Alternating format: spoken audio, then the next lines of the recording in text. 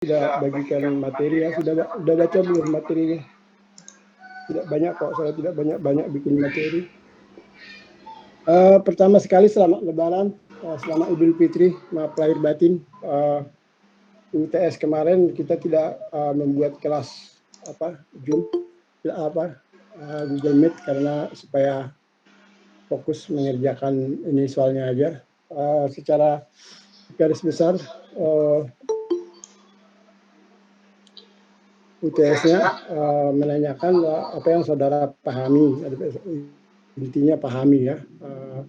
Dari 3 materi utama yang kita pelajari di ilmu pertama semester ini, yaitu tajuk rencana, karikatur, dan pojok. Pojok agak ringan mungkin.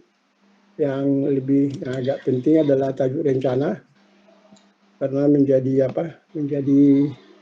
sebenarnya inti dari sebuah penerbitan media, terutama surat kabar. Kalau saudara-saudara tahu bahwa orang-orang yang punya kepentingan dengan misalnya ekonomi, bisnis, perdagangan, politik, biasanya yang pertama dibaca adalah tajuk rencana itu. Dia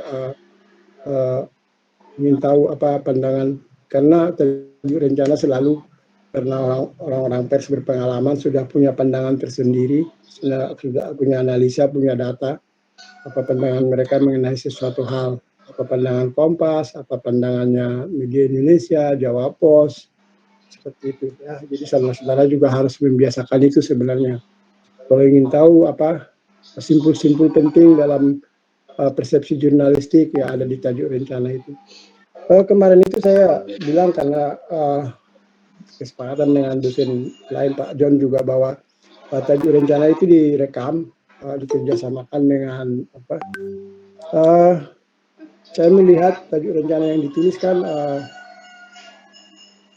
bagaimana kalau ini dibacakan ya tidak semua baik gitu ya. Nah, ya namanya saya juga maklum tajuk rencana buatan mahasiswa. Jadi saya bilang di pers sana pun, di surat kabar sana pun tajuk rencana itu ditulis oleh orang senior, sangat senior malah gitu ya. Tapi ya ternyata kelas A dan B tetap melakukan dengan apa adanya sendiri-sendiri gitu, tapi bukan dikerjasamakan ya. Ya dalam konteks itu mungkin kita ketinggalan, tapi saya pikir tidak apa-apa juga, karena dalam penulisan opini ini sebenarnya yang agak kalau untuk kompetensi ya buat mahasiswa adalah di bagian kedua dari semester itu, yaitu penulisan artikel terutama. Kalau tadi rencana ada nanti juga kolom itu juga sama seriusnya dengan tadi rencana. Jadi yang paling ini sebenarnya yang paling penting bahwa mestinya semua dalam kalau udah belajar penulisan opini bisa menulis artikel ya, artikel populer ya. Nah itu yang mau kita pelajari. Nah itu soal UTS-nya, misalnya saudara bisa menjelaskan paling tidak intinya definisinya apa, lalu hal-hal penting dalam materi misalnya tajuk rencana apa. Yang paling utama di tajuk rencana adalah bentuk-bentuknya.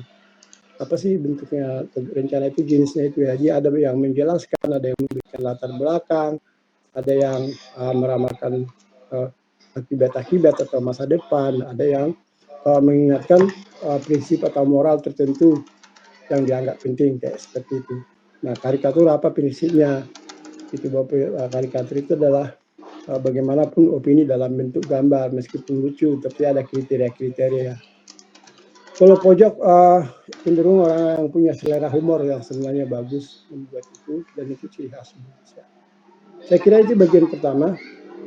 Nah, bagian kedua adalah tengah semester ke sini yang kita bicarakan ini pengantar yang saya berikan tadi pagi adalah pengantarnya, gitu ya, bahwa di dalam sesudah ini kita belajar sebenarnya tajuk rencana itu juga jenis artikel ya.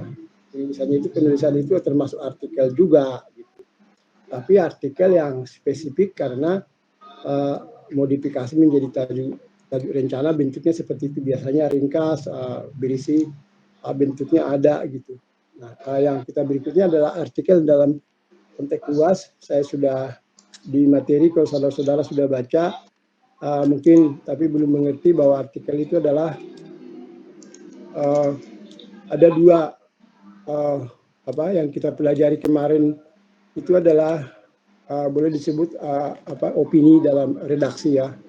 opininya medianya, media yang berbuat di sana, tajuk rencana, karikatur, pojok itu opini. Nah, yang ini adalah opini yang non redaksi, yang maksudnya diisi oleh orang luar, dilakukan oleh orang luar. Itu meskipun orang dalam juga bisa gitu. Misalnya artikel itu ada juga yang kolom. Nah, orang dalam juga bisa nulis kolom sebagai perorangan ya, mungkin wartawannya wartawan budaya misalnya dia, lalu kemudian ada peristiwa penting tentang kebudayaan, ya beritanya ada, tapi kemudian dia membuat semacam analisa gagasan mengenai kebudayaan, misalnya dalam konteks tertentu, misalnya ada kongres kebudayaan, bisa aja tetap. Tapi opininya itu udah opini dia sebagai seorang wartawan gitu ya. Nah, biasanya dari luar. Satu hal yang paling biasa, yang paling umum ada di opini dari non redaksi ini yang dari luar itu adalah tentu adalah surat pembaca. Ya. Surat pembaca itu bukan tidak masuk dalam materi pembahasan jurnalistik karena tidak ada bentuk yang pasti. Karena surat pembaca itu adalah bentuk dari pelayanan media terhadap publik ya, jadi menyalurkan pendapat mereka. Semua surat kabar, majalah, tabloid selalu ada rubrik surat pembacanya. Jadi pembaca mengirim surat, menanyakan atau menyampaikan informasi tertentu. Bisa jadi sasarannya adalah media yang bersangkutan, tapi mungkin juga lembaga lain, lembaga pemerintah maupun swasta. Kadang bentuknya berbentuk protes, ya pengalaman misalnya pelayanan yang buruk gitu ya, pelayanan penerbangan misalnya, lalu kemudian bisa jadi juga mengenai fasilitas umum di tempat tertentu, pelayanan pelayanan transportasi dan sebagainya. Nah tentu itu ada syarat, redaksi akan melihat apakah ada gunanya surat tersebut bagi orang bersangkutan dan bagi orang banyak, ya bagi publik ya, melihat begitu. Dan yang satu yang paling prinsip adalah bahwa surat itu bertanggung jawab ya. Jadi biasanya orang surat pembaca itu syarat utama adalah ada tanda identitas, alamatnya jelas, KTP-nya jelas, karena bisa jadi jangan jadi surat pembaca itu jadi pencemaran nama baik atau memfitnah orang lain. Itu yang perlu dijaga. Karena tujuannya adalah baik, menyampaikan informasi. Nah itu opini dari luar redaksi yang paling umum adalah surat pembaca. Tapi itu dilihat hanya sebagai sarana penyaluran, penampungan aspirasi dari pembaca. Jadi tidak ada ketentuan, misalnya satu surat kabar atau satu majalah harus memuat berapa surat pembaca, panjangnya seberapa, nggak ada. Jadi tidak ada jurnalistiknya itu. Intinya adalah pada penyampaian aspirasi, gitu ya. Oke baik. Nah yang termasuk di dalam non redaksi itu adalah yang saya jelaskan di dalam materi yang ada itu ada 3 jenis, yaitu sebenarnya artikel populer sebenarnya, artikel kolom ya yang masuk ini kita artikel kolom, lalu kemudian artikel populer, lalu kemudian esai gitu ya. Nah seperti saya bilang tadi bahwa sebenarnya tajuk rencana juga artikel itu pengertiannya karangan atau tulisan dalam surat kabar atau majalah, di luar itu juga bisa sebenarnya. Dalam pengertian dapat didefinisikan sebagai karangan yang membahas suatu topik ya, ingat dimaksudkan untuk menyampaikan data, fakta, serta gagasan dengan tujuan meyakinkan, membujuk, atau menghibur. Jadi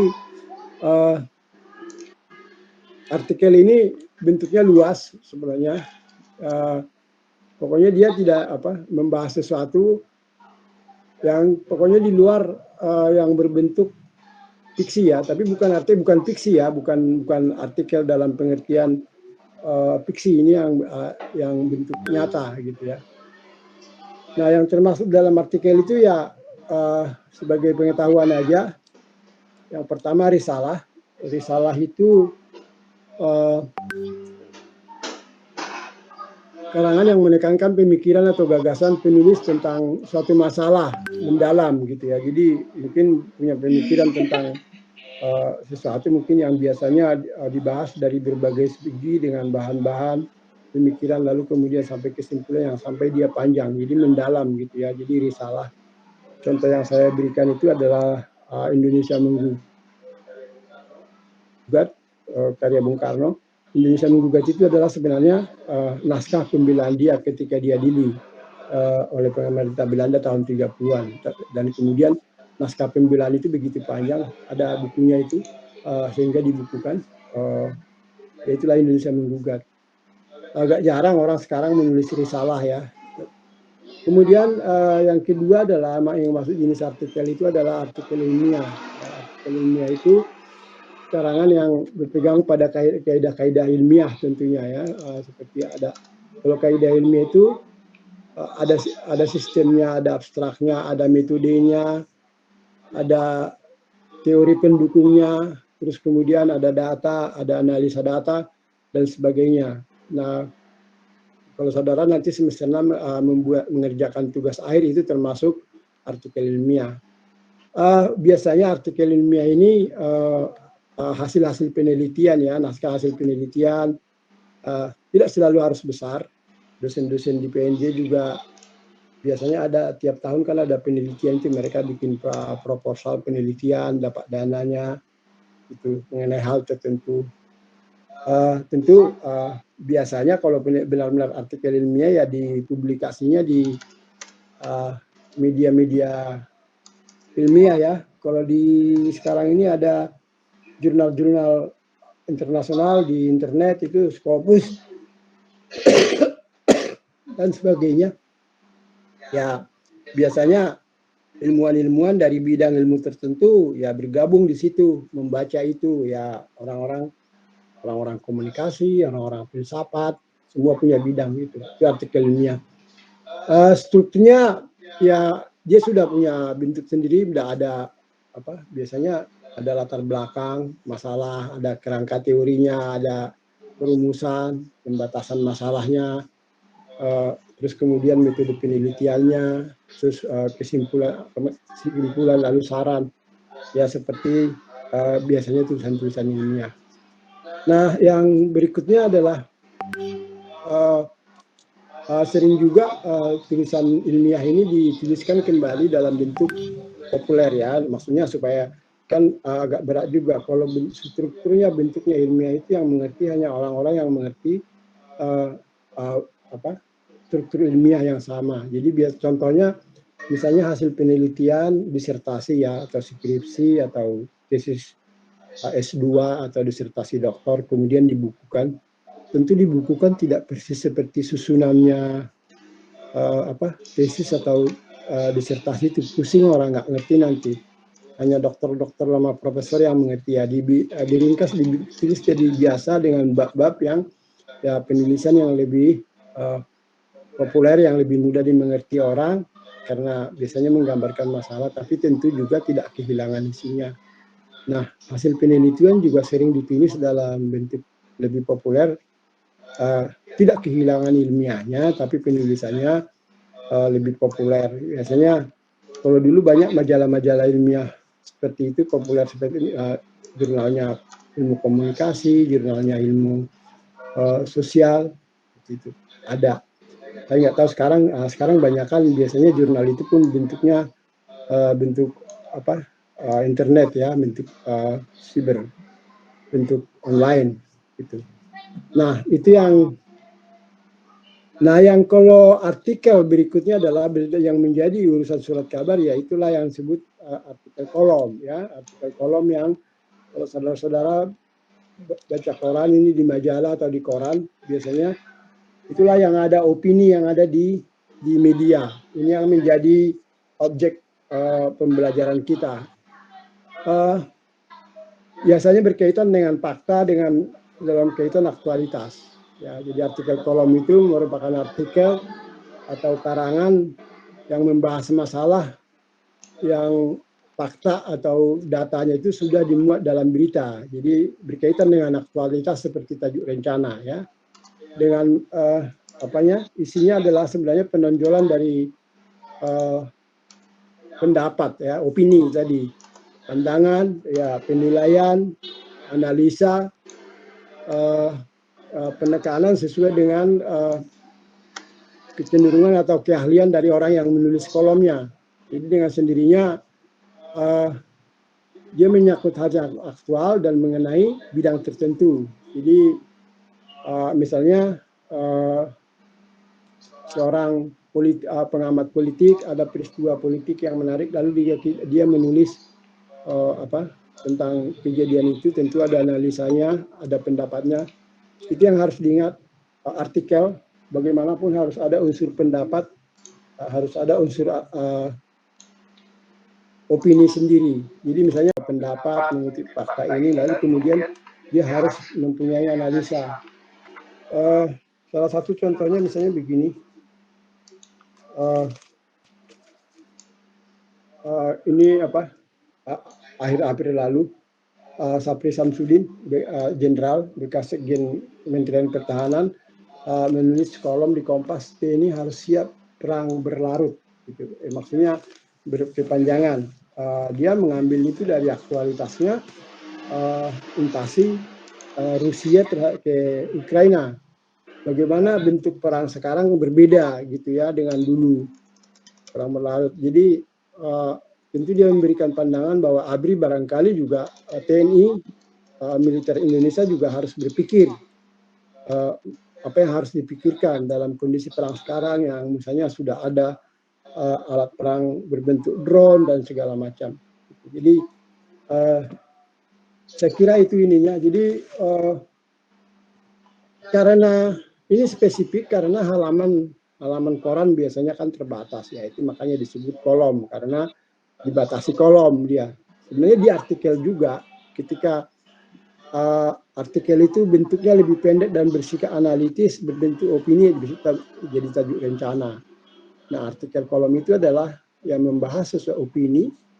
Biasanya dia ada keahlian tertentu, ya, menyangkut hal tertentu. Tentu kalau dia seorang ahli politik tidak akan membahas ekonomi, jarang itu. Karena dia ekonom, karena dia menguasai ekonomi, ada persoalan ekonomi, dia menulis artikel kolom tentang ekonomi. Nah, karena dia menguasai ilmu sosial, ada persoalan sosial, lalu dia menulis kolom tentang persoalan sosial. Tentu yang ada aktualitasnya, ya, ada aktualitasnya. Ya, seperti ini, bahasa resmi ASEAN dalam konteks hari bahasa mungkin Maman S. Mahayana menulis bahasa resmi ASEAN, gitu. Dia memberikan cukup panjang artikelnya. Dia profesor ya, Profesor Mahayana. Maman itu profesor di UI ya, di jurusan sastra ya, kayak seperti itu. Nah, penulis kolom ini biasa disebut kolumnis ya. Ini hanya pengantar ya. Minggu depan kita mulai mempelajari kolomnya ya. Ini hanya pengantar aja, artikel kolom yang biasa ada di surat kabar. Lalu kemudian yang berikutnya adalah yang paling umum itu sebenarnya mengenai ciri-ciri nanti minggu depan kita belajar mengenai kolom. Nah, yang bentuknya sama dengan kolom ya, tapi tidak selalu harus berkaitan dengan peristiwa aktualitas atau ini adalah artikel populer. Bukan artikel ilmiah populer ya, jangan lupa. Bentuknya sama seperti strukturnya lebih dekat mirip artikel kolom, tapi tidak selalu berkaitan dengan pemberitaan atau hal-hal yang aktual. Jadi bisa menyangkut luas sekali persoalannya. Jadi kalau saudara-saudara, kalau zaman dulu ada majalah anak-anak, ada majalah remaja, ada majalah wanita, gitu, ada majalah hobi olahraga, misalnya ada majalah hobi, semua itu banyak artikelnya. Ya. Jadi menulis artikel, ya bentuknya seperti itu. Yang jelas dia menjelaskan dan membahas sesuatu, tapi di sana selalu ada unsur opini yang bersifat pengetahuan. Jadi ada yang bersifat pengetahuan, yang tidak analisa. Jadi kalau majalah remaja, artikel remaja itu juga banyak sekali. Jenisnya kan bisa jadi artikel populer remaja itu bisa jadi mengenai soal psikologi, soal perilaku ya, perilaku remaja. Misalnya orang teman berteman dengan orang yang cemburuan, sirikan misalnya. Berarti itu psikologi. Ada lagi soal pacar misalnya, pacar yang overprotective gitu ya, maksudnya dia mengatur segalanya, tidak boleh berteman dengan kamu terlalu itu psikologi. Soal pacar, bisa jadi juga soal orang tua, hubungan dengan orang tua, bisa jadi juga soal belajar, ya banyak sekali, dan tiap nomor itu majalah membutuhkan, ya mungkin berulang ya, nanti akan sekian bulan kemudian atau tahun depan ada lagi orang menulis tentang tema yang sama tapi orang lain, tentu dengan opini yang lain juga, dengan cara pengungkapan yang lebih yang berbeda juga. Begitu juga di majalah mode juga banyak artikel-artikel populer mengenai mode. Nah itu yang saya bilang bahwa sebenarnya menulis kolom tentunya kita harus punya modal pengetahuan, ilmu pengetahuan yang memadai. Menulis tajuk rencana juga seperti itu. Tapi kalau menulis artikel populer ini memang mestinya kita semua bisa. Kalau mahasiswa jurnalistik semester 6-4 belajar ini mestinya bisa nanti jadi content writer, jadi bagaimana sebuah pemikiran dikemas menjadi sebuah saran yang baik, sebuah persoalan dijabarkan, lalu kemudian menjadi orang menjadi memiliki pemahaman yang baik seperti itu. Nah itu nanti yang kita pelajari, tapi sebelumnya mempelajari artikel kolom. Ini sangat luas, jadi kalau saudara saya nggak tahu bagaimana saudara-saudara harus belajar ya. Kalau bagi saya sih sebenarnya apapun tulisan dalam media itu, dalam konteks jurnalistik, konsepnya sama dengan prinsip jurnalistik. Jurnalistik itu jurnalistik fakta ya. Jadi kalau ada istilah menyebut kalau ingin menggeluti jurnalisme ciumlah baunya katanya. Maksudnya apa? Kita harus dekat. Jadi kita harus mencari orang untuk mewawancarai dan kita harus mendengar jawaban dia. Kita meliput sesuatu, kita harus datang ke tempat itu dan melihat apa faktanya ada di situ. Seperti ketika kita belajar reportase gitu. Yang pertama adalah apa yang kita lihat, apa yang kita dengar, apa yang kita cium, apa yang itu. Jadi seperti itu kalau jurnalistik. Kalau ingin menulis sebuah, dia bilang kawasan kumuh yang tidak layak lagi gitu, kita harus datang ke situ dan menggambarkan bagaimana kumuhnya seperti apa, tidak layaknya seperti apa, got-got yang mampet dengan sampah dan tikus yang mati, baunya seperti apa, itu yang mencium jurnalistik itu. Kita harus cium bau, kita harus tahu. Nah, di dalam jurnalistik ya menulis artikel juga bagian lain juga seperti itu. Kita harus memahami benar apa yang kita tulis ya. Jadi saya pikir itu intinya kalau jurnal. Nah, sesudah artikel populer ini ada bentuk yang lebih ringan lagi yang disebut esai. Esai juga sebenarnya artikel, tapi dia bentuknya lebih penulisannya lebih bergaya sastra, sehingga sering juga dia disebut tulisan sastra yang non fiksi ya. Jadi kalau saudara baca kalau di Kompas itu ada catatan pinggir ya di majalah Tempo yang sudah sejak majalah Tempo terbit, tiap nomor ada misalnya Gunawan Muhammad ya. Membahas sesuatu tidak selalu aktual, meskipun kadang ada kaitan dengan aktual, tentang sejarah, tentang perilaku, tentang apa saja, dengan cara penulisan yang ringan. Nah biasanya esai ditulis oleh orang-orang yang punya kefasihan menulis yang baik. Jadi kita membacanya seperti membaca cerita aja. Tidak harus ada analisa, ada datanya seperti artikel harus didukung data misalnya, tidak harus seperti itu. Nah, kalau saudara ada yang berteman dengan saya di Facebook, saya suka menulis status dalam bentuk esai ya, tulisan ringan, bahasanya tidak rumit, tapi enak dibaca, tapi memberikan pemahaman, membahas hal tertentu, misalnya gitu. Ya tergantung kecenderungan waktu itu kita mau berbicara tentang apa.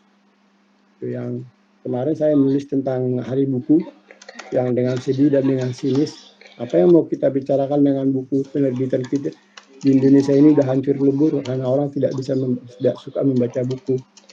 Ya itulah pandangan saya, itulah fakta yang saya dapatkan. Ya sekarang teman-teman pengarang kebingungan, punya kemampuan mengarang mau buat apa? Kayak seperti saya, banyak naskah buku saya buat apa? Diterbitkan di mana? Siapa yang beli?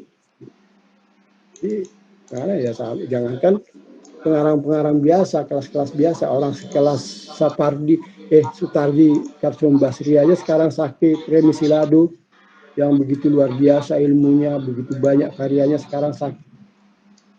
Ini bapak dari mana? Buku nggak ada, buku dia juga siapa yang nggak ada yang beli bukunya. Kalaupun dia mengarang ya, apalagi sudah tidak bisa mengarang. Ya kayak semacam itulah esai. Jadi esai itu bentuknya lebih ringan. Tentu itu yang paling akhir kita pelajari. Jadi intinya adalah ini kayak semacam pengantar. Jadi ada tiga bagian, ada tiga materi penting yang kita pelajari di semester itu, yaitu tentang artikel kolom yang khas kabar, lalu kemudian artikel populer yang saya harapkan saudara-saudara biar semuanya menulis macam-macam dan mencoba mengirim ke media yang ada, baik media online maupun media yang masih cetak ya. Itu saudara menguji kemampuan dari situ ya. Misalnya karya kita layak muat gitu. Nanti kita pelajari paling tapi saya paling bisa memberikan struktur. Nah yang seperti saya bilang itu cium baunya tadi, itulah yang saya bilang. Kalau saudara-saudara pengen tahu yang sebenarnya, saudara harus bisa mendapatkan itu artikel-artikel yang baik gitu. Kadang-kadang harus tahu mana artikel baik, mana yang nggak baik. Ya kalau saya nggak tahu, kalau saya sih masih lebih masih suka kalau karena pandemi aja enggak, kalau jalan ke Blok M, pergi juga ke Melawai, ke bawah, lantai bawah, di situ banyak penjual majalah bekas, buku-buku obral dan macam-macam buku lama. Ya kita masih lihat majalah lama kita, kalau ada isinya yang menarik kita beli, dari situlah kita belajar gitu. Nah ya saya juga tetap menyarankan ke saudara-saudara, dari mana saudara-saudara belajar tulisan yang baik, belajar menulis yang baik tanpa membaca karya-karya yang baik. Nggak bisa juga seketika, nggak bisa. Saya juga dulu udah 3 tahun ya belajar nulis nggak bisa-bisa, terus kemudian saya memutuskan menabung untuk kuliah gitu ya. Saya penasaran kenapa cerpen saya nggak pernah bisa dimuat, kenapa artikel saya selalu ditolak gitu. Ya itu yang saya cerita, mungkin saya udah pernah cerita di kelas ini juga, bahwa 2 bulan sesudah saya kuliah, tulisan pertama saya dimuat di majalah Gadis hanya dengan merubah bahasa ya. Dari dosen bahasa Indonesia saya yang memberikan subjek predikat yang baik, terus pemilihan kata yang lebih tepat gitu ya, seperti itu. Tapi sudah latihan, sudah mencoba menulis, ya, sudah membaca banyak, pasti membaca banyak. Tertarik menulis cerpen kan karena banyak membaca cerpen. Jadi pengen bagus sekali cerpen ini. Seperti itu. Nah itulah saran saya, tidak ada yang bisa menyulap orang tiba-tiba bagus nulis gitu tanpa mencoba menulis, tanpa juga tidak ada juga mencoba menulis juga harus ada inspirasi, harus ada pelajaran. Saya nggak tahu bagaimana saudara-saudara, apakah serius apa tidak pengen pintar menulisnya, apakah mencari bahan-bahan untuk belajar gitu ya. Kalau menurut saya sih, kalau punya uang sedikit pergilah sekali-sekali, sekarang sudah boleh ke tempat penjual itu, ambillah majalah, mungkin majalah Femina bekas, Kartini bekas, atau apa bekas lah gitu. Jadi melihat artikel-artikel di sana, ya itulah yang bisa membuat kita ada orang lain tempat kita belajar ya. Ya memang jurnalistik adalah jurnalistik ilmu pelajaran yang tidak bisa seketika. Kita dengan ketekunan ya. Saya nggak tahu kalau di online orang bisa, pekerjaan online orang bisa seketika, IG bisa seketika, TikTok langsung bisa gitu. Saya nggak tahu kalau itu. Tapi jurnalistik adalah menulis adalah sebuah pekerjaan intelektual. Karena apa? Harus menggunakan bahasa dengan baik. Berarti kita harus berpikir, harus punya isi yang baik. Ya itulah. Nah kalau kita tidak bisa melakukan ya juga namanya pendidikan, kenyataan yang saya alami kok, sampai semester 6 sampai lulus pun membuat TA pun banyak orang yang bahasanya dari PNJ tidak baik. Orang mau apa? Ya tergantung masing-masing lah, tapi sudah diajarkan karena ada orang yang tidak bisa dikerjakan orang. Kalau saya bisa memindahkan kemampuan saya menulis kepada saudara, saya bagikan satu-satu. Tapi kan nggak bisa. Harus saudara sendiri yang melakukan itu, belajar untuk bisa seperti itu, gitu ya. Yaitu karena ada yang lebih berat di sistem kita ini. 2 tahun ini kita di daerah pandemi, 2 tahun 4 semester belajar secara online. Adalah kita berbohong kalau kita bilang bahwa pendidikan ini sama dengan apa? Ini tidak sama bagi dosen dan tidak sama bagi mahasiswa. Kekurangan semua. Saya tidak tahu karena dalam konteks seperti ini saudara bisa bersembunyi. Saudara tidak bisa orang bertemu di kelas saja kok orang masih ngobrol kok biasanya kok. Apalagi cuma kuliah online begini. Nah itu saudara semester 4 ya, saya berharap cuma begini, mudah-mudahan sudah bisa juga. Saudara nanti semester depan, semester 5, penekanan utamanya praktek industri ya, di tempat-tempat industri. Biasanya di praktek industri inilah orang menemukan dunia yang sebenarnya. Jadi selama ini yang dipelajari, yang selama dia bisa, itu dipraktekkan di situ. Dan biasanya loncatannya tinggi kalau dapat tempat kerja praktek industri yang baik dan orangnya serius dan orangnya baik. Banyak ada di antara orang yang langsung ditawarin bekerja biasanya di situ. Karena apa? Dia bisa menerapkan yang dia pelajari, yang dia sudah mampu dan diterima di itu. Jadi disitulah dunia yang selama 4 semester dipelajari itu diterapkan. Nah, kalau mendapat tempat, kalau selama ini belajarnya biasa-biasa aja, salah-salahan, tidak baik, lalu kemudian dapat tempat kerja praktek industri yang asal ada, biasa aja, asal-asalan, ya udah. Yang saya bilang, tidak ada yang bisa membuat kita lebih pintar, lebih baik, atau lebih berkualitas selain diri kita sendiri. Yang mana yang kita cari kan? Itu yang ujian ukuran sebenarnya di situ. Ya, jadi tidak bisa juga menyalahkan orang. Ya. Jadi yang sungguh-sungguh siapa gitu. Ya mungkin bisa aja kalau soal nilai bisa mendapat nilai yang baik dengan manipulatif bisa juga. Ada aja gitu, tapi nggak seterusnya bisa seperti itu. Gitu ya. Ada kayak seperti itu. Nah, maksud saya itu adalah tetap ya serius lah kalau tidak mengerti soal kuliah ini dalam keadaan kondisi seperti ini, sungguh-sungguhlah mempelajari. Kalau tidak tahu tanyakan, tapi yang seperti saya bilang, bagaimanapun saudara harus mencium baunya dunia ilmu jurnalistik itu. Kalau perlu artikel harus mencari artikel-artikel yang baik, membaca artikel yang baik. Karena pada akhirnya sering salah mengenali pun tidak gitu. Makanya sering ada tugas menganalisis kan. Dan nanti juga ada itu saudara menganalisis kolom. Ya kalau cuma baca satu ya pasti sama-sama bisa jadi benar baik, tapi kan perlu ada membaca kolom lain. Kita membaca kolom politik hari ini perlu juga tahu kolomnya ekonomi gitu.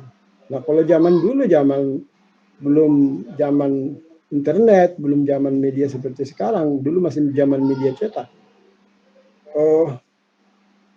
Kita sampai hafal gaya menulisnya orang-orang gitu. Kolumnis yang ada juga menteri yang suka menulis kan. Menteri pendidikan itu suka menulis. Buat Hasan dulu. Menteri ekonomi juga. Queen gitu. Banyak juga. Jadi kita tahu, oh kalau dia sih melihatnya dari sudut kebijakan misalnya. Jadi itu garis besarnya, ini hanya pembuka buat minggu depan kita belajar artikel kolom. Ini hanya pengantarnya bahwa di dalam setengah semester ke depan ini kita belajar penulisan opini yang bentuknya non redaksi dengan 3 poin jenis utama, yaitu artikel kolom, artikel populer, dan esai. Itu intinya sebenarnya. Ya seperti saya bilang, minggu depan kita belajar artikel kolom. Ya saudara-saudara bacalah, cobalah lirik dulu, rubrik opini di surat kabar ya, biar lihat. Oh ini kolom apa? Ini ada di rubrik opini. Kalau Kompas itu udah pasti semua opini di halaman 6 dan 7. Tadi rencana di situ ada 2, biasanya rencana utamanya selalu dalam negeri, yang kedua luar negeri, dan biasanya ada artikel kolom, biasanya 3 atau 2. Lalu kemudian di sana juga ada pojok. Kompas kan ada pojoknya, halaman 6 kan di bawah. Lalu kemudian surat pembaca. Kompas dari dulu kayak gitu, dia teratur ininya. Kalau di Jawa Pos, saya lihat kemarin cuma ada 1 artikel kolomnya. Ada tajuk rencana, terus ada kolom 1, di bawahnya udah berita-berita. Ya itu kebijakan dia lah. Ya. Yang jelas saudara harus ngelihat sih. Kalau nggak ngelihat ya susah juga. Bagaimana kita mengetahui apa yang tidak kita lihat ya. Saya kira gitu. Itu pengantarnya penulisan opini non redaksi ya hari ini. Jadi minggu depan kita mulai belajar kolom ya. Saya harap juga saudara membaca. Jadi saya baca kolom. Jadi saudara bisa mengajukan pertanyaan gitu loh. Jadi mengerti. Misalnya baca kolom tapi tidak mengerti. Ya itu bagusnya di situ sebenarnya. Terus tanya aja. Jadi lebih paham jadinya. Jadi saya bisa menjelaskan. Itu yang terbaik sih seperti itu. Saya kira gitu. Itu yang perlu saya sampaikan hari ini. Kalau ada yang mau ditanyakan silahkan aja.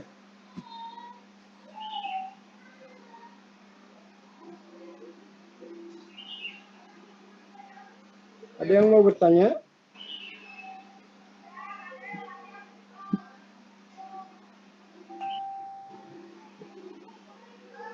Gak ada. Lapar sumpah.